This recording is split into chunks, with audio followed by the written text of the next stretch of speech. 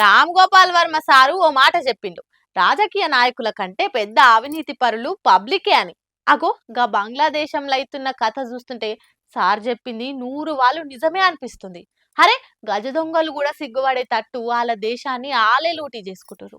బంగ్లాదేశ్ ఎందుకు వెనకబడిపోయిందో గీసీలు చూస్తే అర్థమవుతుంది. ఫ్రీడమ్ ఫైటర్స్ వారసులకు రిజర్వేషన్ల కోటా రద్దు చేయాలనే డిమాండ్ తోటి విద్యార్థులు నిరుద్యోగులు రోడ్డెక్కిర్రు. అది రోజు ఇంత ముదిరిందిగా. లాంగ్ మార్చ్ పేరుతోటి ప్రధాని ఇంటిని చుట్టుముట్టిరు పబ్లిక్. ఇక చూడ్రి ఇంట్లో వాడి దొరికినట్టు సంకల పెట్టుకొని నెత్తి మీద పెట్టుకొని 7 కాడ లూటీ చేసిరు పబ్లిక్. వంట రూమ్ లకు పోయి బిర్యానీలను లప్ప తిన్నారు. ప్రధాని షేక్ హసీనా మేడం బట్టలను ఎత్తుకపోయిర్రు. కొందరు చెడిపోయిన వాళ్ళు అయితే లో బట్టలను కూడా బయటికి తెచ్చి వాటిని ఎగరేసుకుంటే చెప్పరాని తీర్ల పైశాచికంగా ప్రవర్తించారు. కుర్చీలను సోఫాలను రిక్షాలు ఎత్తుకొని పోయిర్రు.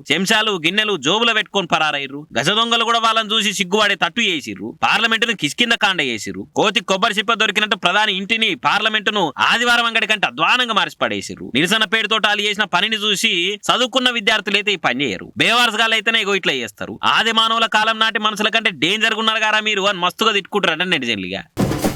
ఇగురంగా ఇల్లాలకు వస్తుంటే వెనకకెంచి పొక్కిలు చేసుకుంటూ వస్తురట. ఆగు, గట్లనే ఉన్నది సంక్షేమ శాఖ హాస్టల్ పనిచేసేటోళ్ళ వ్యవహారం.